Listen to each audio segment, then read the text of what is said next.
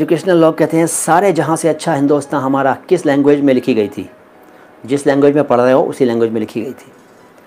ठीक है, उर्दू की है, उर्दू में ही लिखी गई थी। सारे जहाँ से अच्छा हिंदुस्तान हमारा, और है, ये सच है। सर स्पीच को उर्दू में क्या कहते हैं?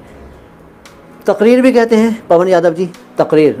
उन्होंने एक स्पीच दी, उन्होंने तकरीर की, उन्होंने भाषण दिया। तीनों भाषाएं बता दी मैंने आपको। क्षितिज सूर्यवंशी साहब आए हैं, बहुत अच्छा नाम है क्षितिज। आपके नाम को तो कई लोग सही से बोल भी नहीं पाते होंगे, कोई कहता होगा क्षितिज, है ना, कोई बोलता होगा क्षितिज, कोई कहता होगा क्षितिज। दोनों गलत हैं, क्योंकि आप जानते हैं लेकिन सब नहीं जानते कि आपके नाम का सही उच्चारण है क्षितिज। क्षितिज, के से स्टार्ट करिए, क्षितिज क्षितिज क्षितिज। सवाल आपका, मुझे बताएं एक एक्टर के लिए उर्दू हिंदी कितनी ज़रूरी है? बहुत ज़रूरी है भाई मेरे, उर्दू हिंदी बहुत ज़रूरी है, क्योंकि उसी से उच्चारण शुद्ध होगा आपका, उर्दू और हिंदी दोनों से।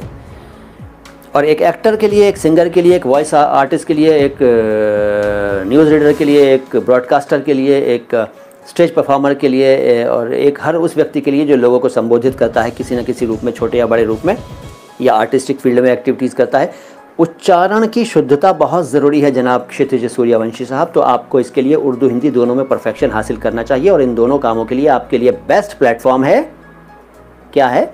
माय हिंदी माय उर्दू, यानी कि ये चैनल देखते रहिए।